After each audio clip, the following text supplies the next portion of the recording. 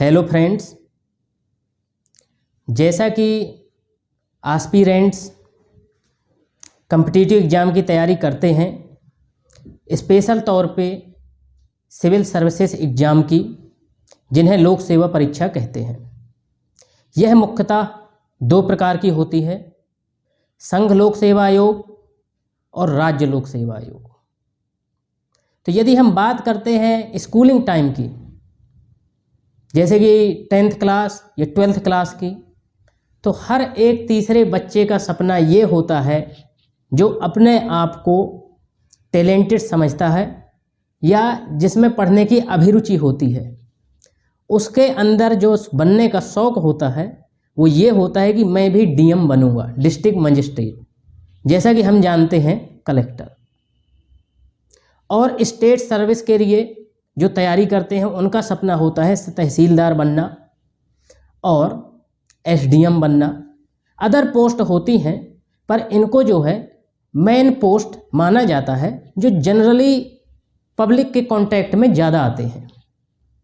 तो इस प्रकार से इन एग्ज़ाम्स को क्वालिफाई करने के लिए बेसिक्स यानी फाउंडेशन का मजबूत होना ज़रूरी हो जाता है। अब यहाँ पर बेसिक्स का मतलब क्या है, तो इस पर चर्चा करते हैं। बेसिक्स का मतलब है कि जो हमारा बेस है वो अच्छी तरह से मजबूत है, उसके आगे हम जो ऐड करने वाले हैं, जो एनालिसिस लेवल पर पहुंचने वाले हैं, तो हम उन चीज़ों को अच्छी तरह से समझ सकते हैं। यहाँ पर उदाहरण के तौर पे लिया जा सकता है, जैसे कि यदि कोई बच्चा ABCD अच्छे से समझता है तभी वो वर्ड फॉर्मेशन कर सकता है, और यदि वर्ड फॉर्मेशन कर सकता है तभी यह संभव है कि उसके द्वारा वाक्य या सेंटेंस बनाया जा सके। तो इसको बेसिक्स को मजबूत करने के लिए हम न्यू सीरीज जो है इंट्रोड्यूस कर रहे हैं, वो है NCERT सीरीज। अभी इस वीडियो से हम NCERT ज्योग्राफी 6 क्लास की वीडियो शुरू करेंगे और आने वाले दिनों में अदर सब्जेक्ट्स हिस्ट्री, पॉलिटी और जो इकोनॉमिक्स 9th क्लास से चलती है उस पर भी वीडियो लाएंगे। तो जैसा कि ज्योग्राफी के पर्सपेक्टिव में यदि हम बात करें कि ज्योग्राफी का, भूगोल का और एक डिस्ट्रिक्ट मजिस्ट्रेट का, कलेक्टर का क्या संबंध है, अदर वे में कहा जाए तो IAS ऑफिसर्स, जो IAS ऑफिसर्स है उसकी जो वर्किंग है या उसका जो जॉब है वो उसकी पोस्टिंग पे डिपेंड करता है। ये काम जो है डिपेंड कर सकता है कि किस पोस्ट पे उसको रिक्रूटमेंट किया गया है। यदि डिस्ट्रिक्ट मजिस्ट्रेट है तो उसका काम डिफरेंट हो सकता है फ्रॉम द सेक्रेटरी, कमिश्नर। तो अलग अलग प्रकार से जो है पोस्ट जो है रिक्रूट की जाती हैं, तो उसके बेसिस पे उनका काम का जो है बंटवारा होता है। यदि हम बात करते हैं कलेक्टर की या डिस्ट्रिक्ट मजिस्ट्रेट की, तो उसका मेन काम होता है implementation of the rules regulations. बहुत सारे एक्ट, अधिनियम जो कि सेंटर के द्वारा बनाए जाते हैं, केंद्र सरकार के द्वारा, साथ ही साथ राज्य सरकारों के द्वारा समय समय पर जो नियम बनाए जाते हैं, जिनको बाई लॉज भी कहते हैं, नोटिफिकेशन इशू किए जाते हैं, रूल्स रेगुलेशंस, पॉलिसीज और प्रोग्राम्स लागू किए जाते हैं, तो उनको सही तरीके से समझना और उनके अंडर में जो सब ऑर्डिनेट हैं, जैसे डिफरेंट SDMs, तहसीलदार, तो सबको काम का सही तरीके से जायजा लेना और उस रूल्स और रेगुलेशन को सही तरीके से लागू करना। तो इसके लिए डिफरेंट पर्सपेक्टिव्स की ज़रूरत पड़ती है। तो यहाँ पर ज्योग्राफी का क्या कंसर्न है, जैसे कि हम डेली लाइफ में अलग अलग शब्द सुनते हैं, जैसे पर्वत, पठार, मैदान, तो हमें ये जो वर्ड्स हैं ये काफ़ी जनरल लग सकते हैं, पर ये जनरल नहीं है, यही असली खजाना है प्रकृति का। यदि हमारे पास, किसी व्यक्ति के पास कुछ दिन के लिए पैसा नहीं होगा तो कुछ भी उसके जीवन पे ज़्यादा इफेक्ट पड़ने वाला नहीं है। उसी वक्त पे सोचिए, यदि शुद्ध हवा नहीं होगी, नदियाँ नहीं होंगी, और नदियों के द्वारा जो मैदान का निर्माण किया जाता है फसल उगाने के लिए, यदि वो नहीं होगा, नदियों के द्वारा जो मिट्टी का निर्माण किया जाता है, यदि वो नहीं होगा, तो सोचिए हमारे जीवन पे क्या इफेक्ट पड़ेगा। फॉर एग्जाम्पल, उदाहरण के तौर पर हम दैनिक जीवन में सुनते हैं कि रेत खनन माफिया यहाँ पर जो है पकड़ाया गया और वो इलीगल अवैधानिक तरीके से वहाँ पर जो है माइनिंग कर रहा था, खनन कर रहा था। तो इसका जो है एक ऑफिसर को जो है इससे ये समझना है कि फर्स्ट ऑफ ऑल तो सैंड का फॉर्मेशन कैसे होता है ये पता होना चाहिए, कि जो रेत है वो कैसे बनती है। तो ये ज्योग्राफी का सब्जेक्ट मैटर है। सेकेंड बात ये समझना है कि इसके फॉर्मेशन में कितना टाइम लगता है और इससे विकास की गति पे क्या फर्क पड़ने वाला है। यदि अधिक मात्रा में इसका खनन किया जाएगा तो इसका नदी का जो जीवन है, जो वहाँ का इकोलॉजिकल सिस्टम है, जैसे रिवर इकोसिस्टम कहते हैं, तो वहाँ के जो पेड़ पौधे हैं, जीव जंतु हैं, जिससे कि इकोसिस्टम पारिस्थितिकी जो है संतुलित होती है, तो उनके जीवन पे क्या इफेक्ट पड़ना है। इसलिए एक सिविल सर्वेंट को इन सब बातों का ज्ञान होना बहुत ही अति आवश्यक हो जाता है। यदि हम डिफरेंट लेवल की बात करें, यदि सेक्रेटरी लेवल की बात करें, सपोज कोई IAS officer as a secretary बनाया जाता है किसी इन्वायरमेंट मिनिस्ट्री में, तो वहाँ पर जो है रूल्स रेगुलेशंस, जो मेजर चैलेंजेस हैं, जो चुनौतियाँ उत्पन्न हो रही हैं, तो उनको सॉल्व करना, उनको पॉलिसी फॉर्मुलेशन करना उनका जो है ड्यूटी हो जाता है। यदि तो फिर जैसे हम बात करते हैं कि लगातार जैसे कि इंडस्ट्रियल एक्टिविटीज बढ़ रही हैं, अर्बनाइजेशन बढ़ रहा है, इंसान के जो विकास की गति है, समाज की गति है, वो बढ़ रही है। फॉर एग्जाम्पल रिवर कैप्चरिंग, अब जो रिवर का पाथ होता था, कई शहरों में ये देखा जाता था कि जो रिवर का पाथ होता था वो फ्री होता था, पर उनके पाथ में भी अब डेवलपमेंटल वर्क्स होते हैं। इंडस्ट्री का जो डिस्चार्ज है वो रिवर पे डिस्चार्ज किया जाता है, वेस्टेज को। Construction of high level dams on the reverse. यदि पर्वतों पर बात की जाए तो खनन की दृष्टि से उनका जो है काफ़ी डिस्ट्रक्शन किया जाता है। वनस्पतियों का लगातार जो है डिफॉरेस्टेशन किया जा रहा है। तो इससे क्या है, जो प्रकृति का संतुलन है बिटवीन बायोटिक और अबायोटिक फैक्टर्स लगातार जो है बिगड़ता जा रहा है। तो कहने का मतलब है जो भू आकृतियाँ हैं, जो कि इंसानों के लिए, अदर जानवरों के लिए और वनस्पतियों के लिए जो सरवाइव करने के लिए उत्तरदायी है, वो लगातार उनका डिग्रेडेशन हो रहा है। तो इस प्रकार से जो चुनौतियां उत्पन्न होती हैं उनको सही तरीके से समझना और उन पे क्या जो है इफेक्ट पड़ रहा है ह्यूमन विकास के कारण, इंडस्ट्रियल डेवलपमेंट के कारण, तो उनको अब जो है बीच का रास्ता निकालना कि समाज में विकास भी चलता रहे और प्रकृति का संरक्षण भी होता रहे। तो आइए समझते हैं कि हम ज्योग्राफी में क्या क्या पढ़ने वाले हैं और ज्योग्राफी को मेन एस्पेक्ट्स कौन से होते हैं। तो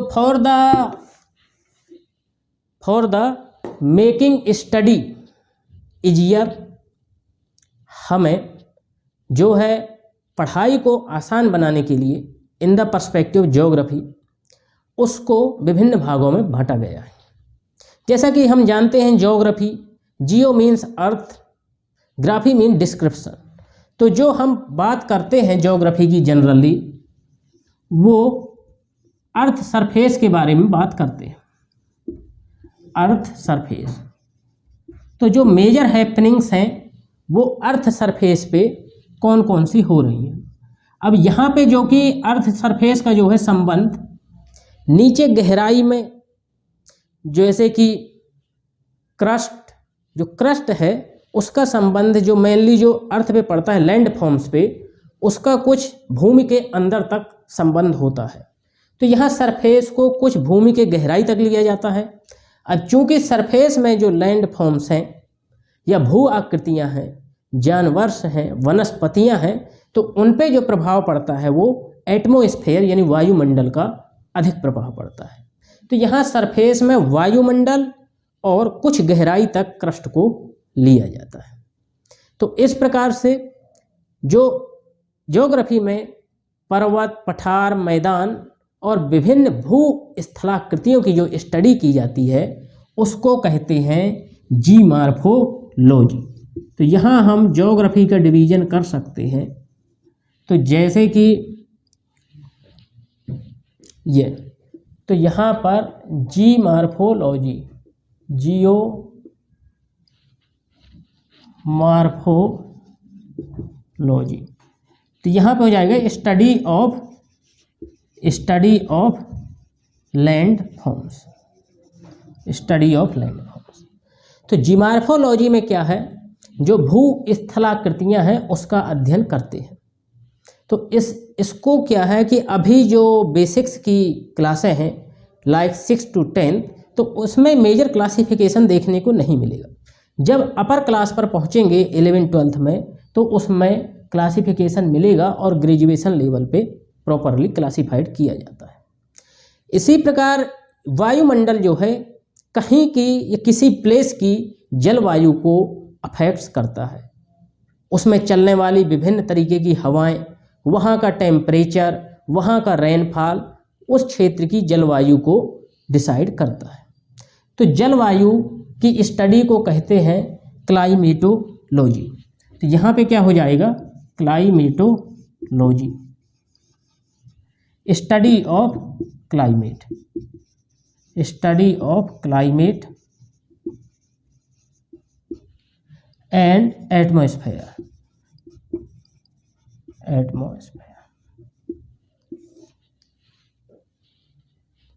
तो इस प्रकार से अनोदर इफेक्ट्स क्या है, जैसे कि फिजिकल फैक्टर्स हैं जिन्हें अबायोटिक फैक्टर्स कहते हैं, टेम्परेचर, रेनफॉल, लैंड फॉर्म्स। तो इन जो लैंड फॉर्म्स में हैं वो एनिमल्स और वनस्पतियाँ कैसे डिपेंड करती हैं। जो बायोटिक और अबायोटिक फैक्टर्स हैं, specially animals and land forms. जो वन्य जीव हैं वो विभिन्न स्थलाकृतियों पे और जो वनस्पतियां हैं वो स्थलाकृतियों पर कैसे अंतर संबंधित है। रेनफॉल किसी क्षेत्र की वनस्पति को कैसे अफेक्ट करती है, वहाँ का जो तापमान है वो कैसे अफेक्ट करता है, पर्वत, पठार, मैदान कैसे अफेक्ट करते हैं। तो इसको पढ़ते हैं एनवायरमेंटल ज्योग्राफी में, non as environmental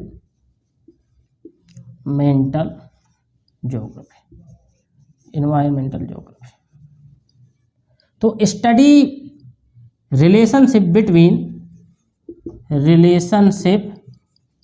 between biotic and abiotic factors. तो जो जैविक और अजैविक फैक्टर्स हैं उनके बीच क्या अंतर संबंध है। अब ज्योग्राफी का जो मेन फोकस है, ये किसी भी सब्जेक्ट मैटर का जो फोकस होता है वो होता है इंसान की लाइफ को अच्छा बनाना। कोई भी सब्जेक्ट हो, अल्टीमेट यही गोल है। तो इसमें specially how geography affects the human in the sense उसका जो कल्चर है, कल्चर, एग्रीकल्चर, वहाँ की इकोनॉमी ज्योग्राफी कैसे अफेक्ट्स करती है, वहाँ की सोसाइटी कैसे अफेक्ट्स करती है, कल्चरल फीचर्स लाइक टूरिज्म। तो इन सब बातों को जो स्टडी किया जाता है वो किया जाता है ह्यूमन ज्योग्राफी में। तो ह्यूमन ज्योग्राफी, तो ह्यूमन ज्योग्राफी में mainly cultural aspects of human due to geographical feature. तो ज्योग्राफिकल फीचर्स के कारण क्या क्या कल्चरल बदलाव आते हैं, वहाँ की food habits, way of agriculture, tourism, societal factors. तो इस प्रकार से ये ज्योग्राफी का जो है मोटे तौर पर विभाजन किया जाता है। तो इन सब एस्पेक्ट्स को हमने समझा एज अ इंट्रोडक्टरी पार्ट। अब आइए समझते हैं जो आज का मेन लेक्चर है वो है class 6 first chapter the earth in solar system. तो अर्थ चूँकि हमारा प्लानेट है जिस पे हम निवास करते हैं, रहते हैं, सस्टेन करते हैं, तो उसको समझना बहुत ही इम्पोर्टेंट हो जाता है। तो बुक का नाम है द अर्थ आवर हैबिटाट। तो इसमें यह बताया गया है कि वो कौन कौन से फैक्टर्स हैं जो ह्यूमन के सर्वाइवल के लिए और इंसान के जीवन के लिए और अदर जानवरों के जीवन के लिए जो है पृथ्वी में संभव है। तो फर्स्ट चैप्टर है the earth in solar system. अब सोलर सिस्टम में हम पृथ्वी को कैसे लोकेट करेंगे, इसके लिए थोड़ा सा एग्जाम्पल ले लेते हैं। एग्जाम्पल के तौर पर हम ले सकते हैं जैसे कि हम वर्ल्ड मैप में जो है अलग अलग कॉन्टिनेंट्स को बांटा जाता है और कॉन्टिनेंट्स के अंदर अलग अलग देश होते हैं। अब एक देश के अंदर अलग अलग प्रदेश हो सकते हैं, प्रदेश के अंदर जो है जिले होते हैं। तो इसी के तौर पर एक बड़ा स्ट्रक्चर जो कि वर्ल्ड मैप है उससे थोड़ा रिड्यूस हुआ तो कॉन्टिनेंट, जैसे महाद्वीप बोला जाता है, और कॉन्टिनेंट के अंदर जो है देश कंट्रीज, और कंट्री के अंदर जो है प्रदेश जैसे स्टेट्स कहते हैं, और स्टेट्स के अंदर जिले। ये एग्जाम्पल हमने इसलिए लिया है क्योंकि ये हमको पृथ्वी को जो सोलर सिस्टम में लोकेशन है उसको समझने में बहुत ही हेल्प करने वाला है। तो आइए देखते हैं कि जो हमारा अर्थ है वो सोलर सिस्टम में कहाँ पर लोकेटेड है। अब इन अ ब्रीफ सारांश में थोड़ा सा यहाँ पर चर्चा करना चाहेंगे कि व्हाई दिस चैप्टर नीड। इसमें क्या है कि from the civil service point of view अब पृथ्वी के ऊपर बहुत सारे रिसर्च डेवलपमेंट चलते हैं, तो ये मैटर है about the science and technology का भी, ये मैटर है ज्योग्राफी का भी।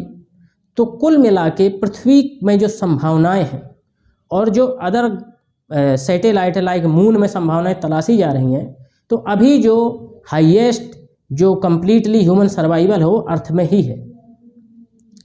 तो आइए समझते हैं the earth in solar system. जैसा कि हम दिन प्रतिदिन की बातों में सुनते हैं ब्रह्मांड, यूनिवर्स, ये काफ़ी जो है कॉमन टर्म है। यूनिवर्स बहुत ही बड़ा टर्म है कि जहाँ तक अपन सोच सकते हैं सब कुछ इसी में समाहित है, जिसे ब्रह्मांड बोलते हैं। यदि ब्रह्मांड के अंदर देखा जाए तो और इससे जो छोटा टर्म होगा वो आएगा गैलेक्सी। यूनिवर्स को फर्दर जो बांटा गया है डिफरेंट ग्रुप्स में वो है galaxies.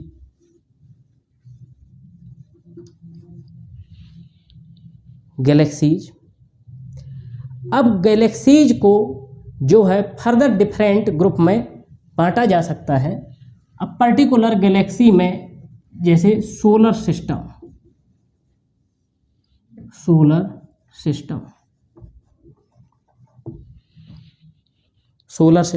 With in the solar system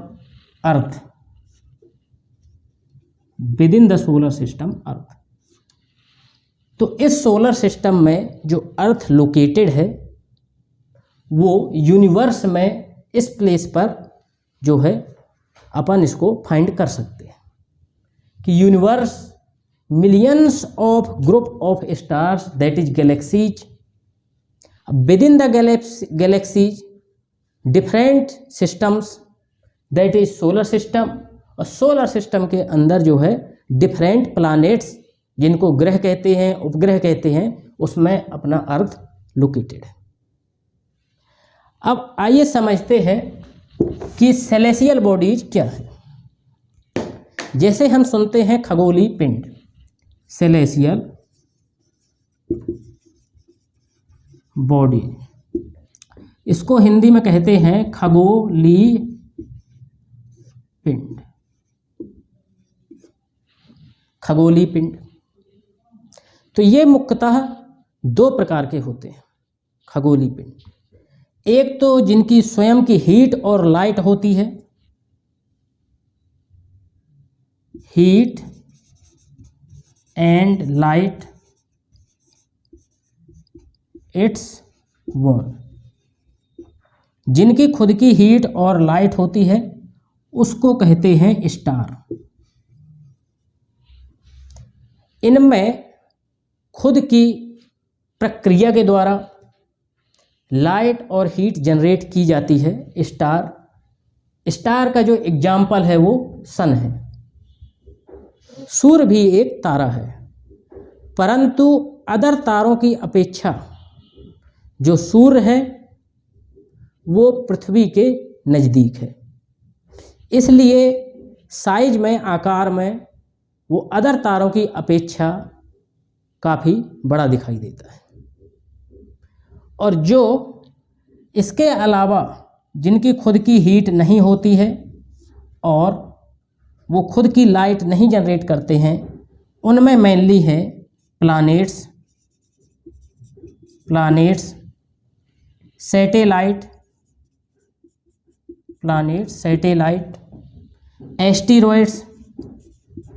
asteroids, meteors.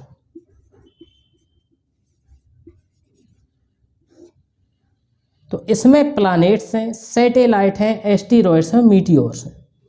इनकी खुद की एनर्जी और लाइट नहीं होती, बल्कि ये जो एनर्जी और लाइट रिसीव करते हैं ये सन के द्वारा रिसीव करते हैं। तो कुल मिलाकर के स्टार ही ब्रह्मांड में जो है हीट और लाइट का मेजर सोर्स है। अब आइए ब्रीफ में समझते हैं कि अर्थ में कौन कौन सी मोशंस होती हैं ब्रीफ में। फिर उसके बाद अब हम समझेंगे सोलर सिस्टम।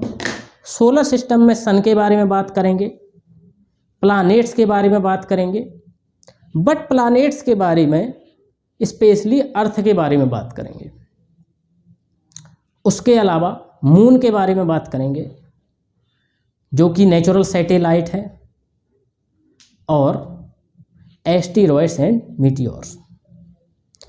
तो अर्थ में जो मोशन होता है, तो अर्थ मोशन इसमें दो तरह की मोशन होती हैं। फर्स्ट होता है रोटेशन और दूसरा होता है रिवॉल्यूशन।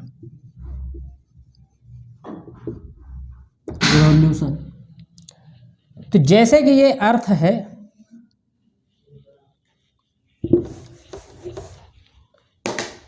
जैसे कि ये अर्थ है 23.5 इंक्लाइंड है, तो इसमें ये अपने एक्सिस पे मूव करती है, तो इसको कहते हैं रोटेशनल मोशन।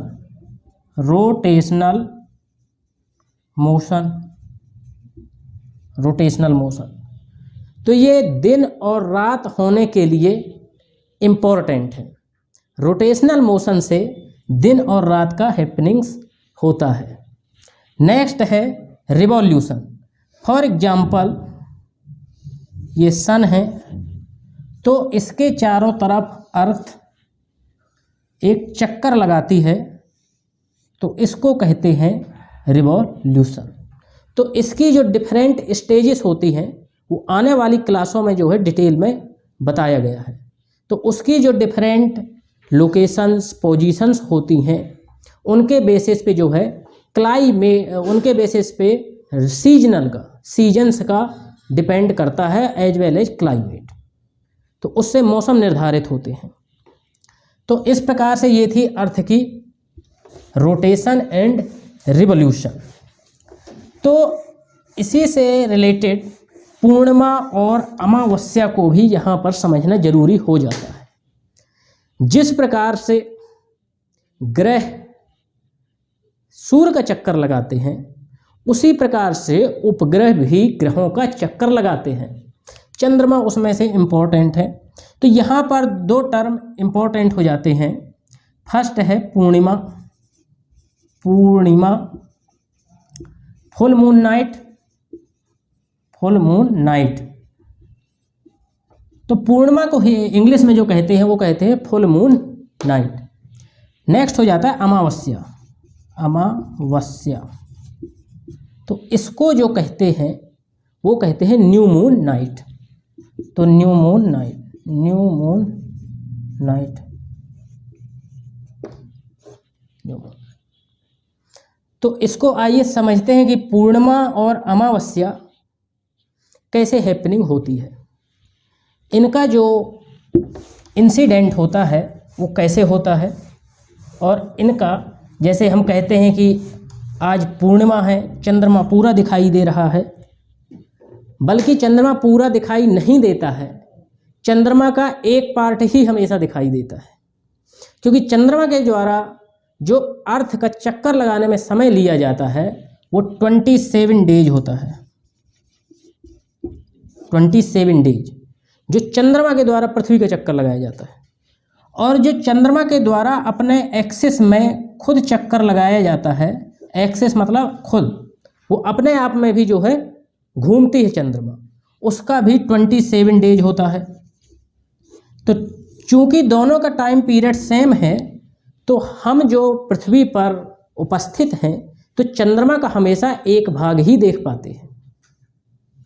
तो जैसे फिगर के थ्रू हम समझ सकते हैं कि अमावस्या और पूर्णिमा कैसे हैपनिंग्स होती हैं। तो ये है सन, ये है अर्थ और ये है मून, राइट। तो जैसे कि यदि चंद्रमा अलग अलग स्थितियों में चक्कर लगाता है अर्थ का, ये तो हमको मेजर समझना है रिलेटेड टू पूर्णिमा और अमावस्या। तो यहाँ से जो सन्स की रेज जाएंगी, सन्स की रेज जाएंगी तो डायरेक्टली जो है वेस्टर्न पार्ट पे या इस पार्ट पे जो है चंद्रमा के पड़ेंगी। यदि इस पिक्चर के हिसाब से बात की जाए तो इसका ये क्या हुआ, वेस्टर्न, और ये हुआ ईस्टर्न पार्ट। पर जो व्यक्ति लोकेटेड यहाँ पर खड़ा हुआ है अर्थ पे, तो वो इसके जो है ईस्टर्न पार्ट को देखेगा, पूर्वी भाग को। तो चूंकि किरणें यहाँ पर पड़ रही हैं तो यहाँ से पड़ने के बाद वो रिफ्लेक्ट हो जाएंगी और इस पोर्शन पे जो है अंधेरा रहेगा। तो इसी घटना को कहते हैं अमावस्या, या फिर इंग्लिश में new moon day, new moon night, new moon night. Next position है, यदि अर्थ के और सन के विपरीत दिशा में चंद्रमा लोकेटेड है तो यहाँ से आने वाली जो, चूँकि सन अर्थ से काफ़ी बड़ा है तो ये सिर्फ यहाँ से नहीं, जो इसकी रेज हैं वो यहाँ से भी ऐसे जाएंगी रिफ्लेक्ट होकर के और इसके ऊपर से। तो यहाँ पे क्या है, जो सन्स से रेज जो यहाँ पर टकराने के बाद पृथ्वी पर आएंगी तो इससे रात में खड़ा हुआ व्यक्ति चंद्रमा को अच्छी तरह से देख पाएगा। इसको कहते हैं फुल मून नाइट यानी पूर्णिमा। तो इस प्रकार से हमने समझा कि पूर्णिमा और अमावस्या कैसे होती है। अब अपन चलते हैं सोलर सिस्टम, जो हमारा मेन टॉपिक है और हमको मेनली इसी की स्टडी करना है, क्योंकि हम पृथ्वी पर रहते हैं तो उसके बारे में जानना, समझना और proper rules regulations for the development creation करना ही हमारा ड्यूटी है।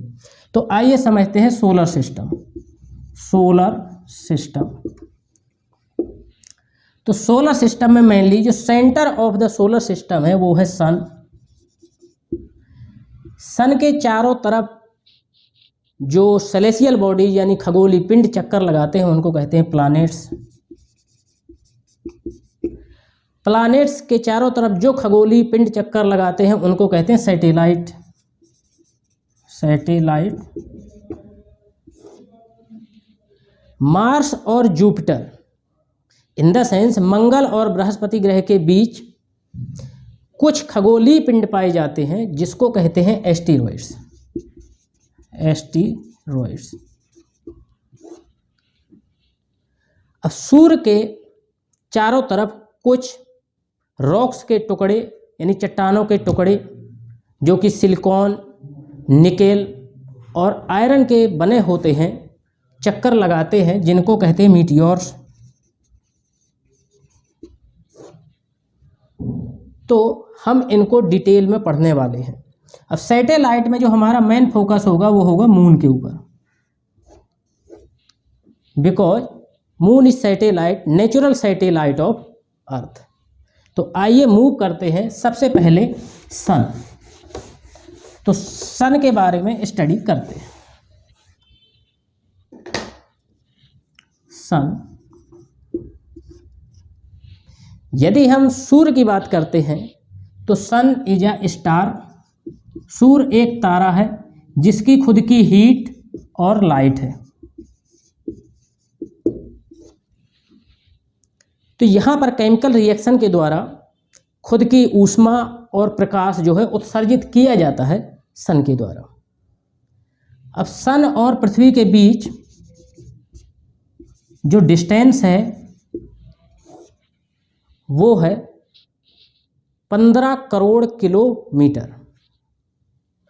तो अर्थ और पृथ्वी के बीच 15 करोड़ किलोमीटर।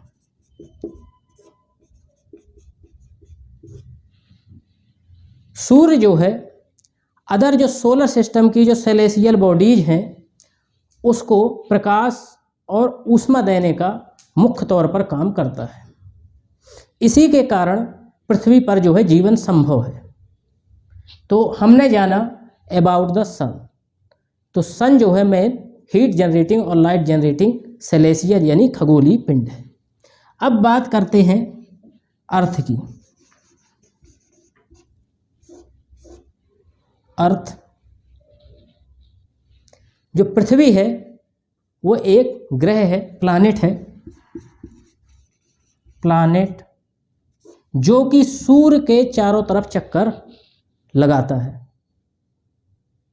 सेम मैनर जैसे कि अर्थ चक्कर लगाता है उसी प्रकार से अदर 7 ग्रह भी सूर्य के चक्कर लगाते हैं। अभी हम उनको ब्रीफ में कुछ देर बाद अदर 7 ग्रह को भी देखेंगे कि वो किस प्रकार से सूर्य के चारों तरफ जो है चक्कर लगाते हैं।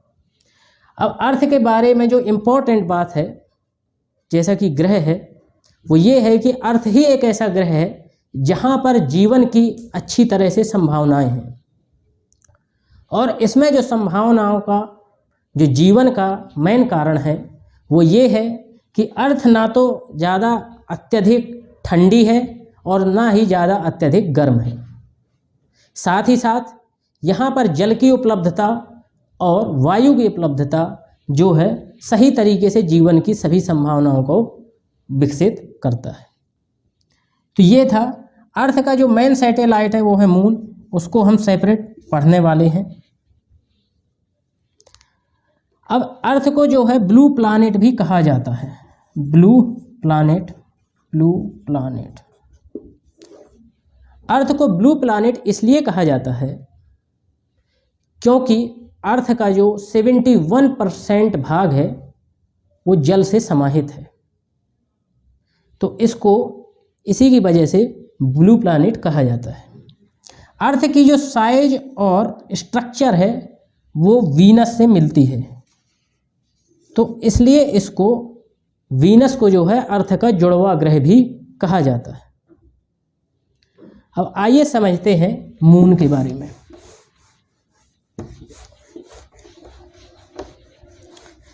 आइए समझते हैं मून। जैसा कि अभी हमने मून के बारे में अमावस्या और पूर्णिमा के बारे में पढ़ा है, तो मून जो है नेचुरल सैटेलाइट है। नेचुरल सैटेलाइट ऑफ अर्थ, जो कि अर्थ के चारों तरफ चक्कर लगाता है अलग अलग पोजीशंस में। अब यहाँ पर हमने बात नेचुरल सैटेलाइट की क्यों की? क्योंकि सैटेलाइट दो तरीके के हो सकते हैं, एक नेचुरल और दूसरे आर्टिफिशियल। आर्टिफिशियल सैटेलाइट जो है वो इंसानों के द्वारा डेवलप किए जाते हैं, और for example INSAT, Indian satellite. तो इसके फील्ड में जो मेजर वर्क किया जाता है वो अलग अलग स्पेस एजेंसीज के द्वारा किया जाता है, लाइक इसरो, नासा। तो इस प्रकार से जो है आर्टिफिशियल सैटेलाइट होते हैं। एग्जाम्पल के तौर पे ले सकते हैं Indian satellite, IRS, Indian remote sensing satellite, EDUSAT, educational satellite. तो ये इसके डिफरेंट एग्जाम्पल्स हो सकते हैं। अब पृथ्वी और चंद्रमा के बीच, अर्थ और मून के बीच जो डिस्टेंस है वो है 3,84,000 किलोमीटर। 3,84,000 किलोमीटर। तो ये अर्थ और चंद्रमा के बीच की जो है दूरी है। आइए समझते हैं अदर सेलेस्टियल बॉडीज जो कि एस्टेरॉइड्स हैं और मीटियोर्स हैं। अब एस्टेरॉइड्स क्या होते हैं? एस्टेरॉइड्स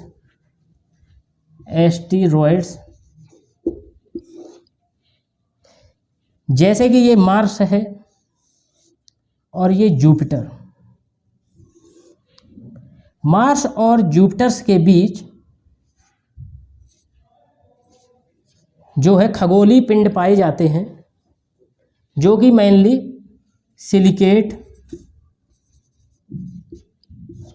आयरन और निकिल के बने होते हैं। तो इन खगोलीय पिंडों को एस्टेरॉइड्स कहा जाता है। नेक्स्ट है मीटियोर्स। मीटियोर्स क्या होते हैं? तो जब अर्थ जो प्लैनेट्स का फॉर्मेशन हुआ था, तो during the formation of the planets जो रॉक्स के टुकड़े थे वो उनसे जो है अलग हुए और सूर्य के चारों तरफ वो रिवॉल्व करते हैं। तो इनको जो है मीटियोर्स कहा जाता है। अब ये समटाइम्स क्या होते हैं कि पृथ्वी के वायुमंडल में घूमते हुए प्रवेश करते हैं और फ्रिक्शन के कारण, केमिकल रिएक्शंस के कारण इनमें जो है बर्नअप होता है। तो ये इनका जो है मेजर फीचर है। अब ओवरऑल देखते हैं कि हाउ सोलर सिस्टम में जो है कैसे प्लैनेट लोकेटेड हैं और किस प्रकार से मूव करते हैं। यदि सन को सेंटर माना जाए, सन, तो सबसे पहले आता है मरकरी, फिर आता है वीनस, फिर आता है वीनस। तो इसको लिख लेते हैं मरकरी, वीनस, फिर आता है अर्थ। तो इस प्रकार से सो ऑन। फर्दर यदि इसके डायग्राम को आगे बढ़ाएंगे तो इसका जो है हम निमोनिक्स बना सकते हैं कि my very efficient mother, my very efficient mother just served us nuts. तो माई से मीन्स मरकरी, वी से वीनस, ई से अर्थ, एम से मार्स, जे से जुपिटर, सर्व से सैटर्न और यू से यूरेनस, एन से नेपच्यून। अब प्लूटो को भी 2006 तक जो है प्लैनेट माना जाता था, परंतु उसके कंडीशंस फुलफिल न होने के कारण, जो कि ग्रह के लिए चाहिए, उसको इंटरनेशनल एस्ट्रोनॉमिकल यूनियन के द्वारा जो है ड्वार्फ प्लैनेट की कैटेगरी में उसको रखा गया है। तो अब वो जो है मेन कैटेगरी में नहीं आता है। जैसा कि हमने पहले बात किया था गैलेक्सी के बारे में कि गैलेक्सीज क्या होती हैं। Galaxy actually group of stars जिसमें मिलियंस ऑफ स्टार्स होते हैं, और ऐसे गैलेक्सीज जो हैं कई मिलियंस जो है यूनिवर्स में पाई जाती हैं। तो जो हमारा सोलर सिस्टम है उसको, जो गैलेक्सी का नाम है उसको कहते हैं मिल्की वे। मिल्की वे गैलेक्सी, मिल्की वे गैलेक्सी, जिसमें सोलर सिस्टम जो है, सोलर सिस्टम लोकेटेड है। तो मिल्की वे गैलेक्सी, इसको ये इस दूधिया रंग की जो ये पट्टी दिखाई देती है आकाश में, इसकी वजह से हमारे पूर्वजों द्वारा इसको आकाश गंगा के नाम से जाना जाता था, आकाश गंगा। अब अंधेरी रातों में हम कभी कभी जब आकाश में देखते हैं तो अदर तरह के जो है स्ट्रक्चर या फॉर्मेशन दिखाई देते हैं। तो वो जो फॉर्मेशंस होते हैं, group of stars, group of stars of different structure and formation, तो उनको कहा जाता है कॉन्स्टिलेशन। तो group of stars of different, तो group of stars in different forms, जो कि अलग अलग फॉर्मेशन में पाए जाते हैं, उनको कहते हैं constellation, constellation, group of stars in different forms. अब सप्त ऋषि तारामंडल का हम सभी लोग नाम सुनते ही हैं जनरल लाइफ में, जो कि उर्सा मेजर या बिग बियर का, बिग बियर या फिर उर्सा मेजर, इस कॉन्स्टिलेशन का जो है वो भाग है। तो यहाँ पे हम फॉर्मेशन कर सकते हैं सप्त ऋषि तारामंडल कि वो कैसे आकाश में दिखाई देता है। तो यहाँ पर सप्त ऋषि कॉन्स्टिलेशन को जो है इस डायग्राम के थ्रू हम समझ सकते हैं। तो ये इस डायग्राम को यदि यहाँ से ड्रॉ किया जाए तो अदर जो फॉर्मेशन होता है, this leads to pole star, pole star, इसको ध्रुव तारा कहते हैं। तो जो सप्त ऋषि कॉन्स्टिलेशन है, जो कि उर्सा मेजर और बिग बियर का पार्ट है, तो इसका जो हेल्प प्राचीन समय में भारतीयों द्वारा किया जाता था या पूर्वजों द्वारा किया जाता था, वो रात्रि में दिशा का पता लगाने के लिए किया जाता था। तो वो डायरेक्टली क्या करते थे कि इसके थ्रू जो सप्त ऋषि के जो ये स्टार हैं, इनके थ्रू लाइन ड्रॉ करके डायरेक्टली पोल स्टार पे जो है पहुंचते थे। तो इस प्रकार से पोल स्टार को लोकेट करके जो है वो नॉर्थ दिशा या उत्तर दिशा का ज्ञान करते थे। तो डियर एस्पिरेंट्स, प्यारे छात्रों, हमने यहाँ पर समझा कि जो ज्योग्राफी का इम्पोर्टेंस कैसे है सिविल सर्विस में, और हमने जो है पहला चैप्टर भी क्लास 6 का सही तरीके से उसको कंप्लीट किया। आप हमारे चैनल को सब्सक्राइब करें, टेलीग्राम चैनल ज्वाइन करें, वहाँ पर आपको जो है इसके कंप्लीट नोट्स PDF फॉर्म में मिल जाएंगे। साथ ही साथ आप अपने कमेंट्स लिखें। Thank you so much.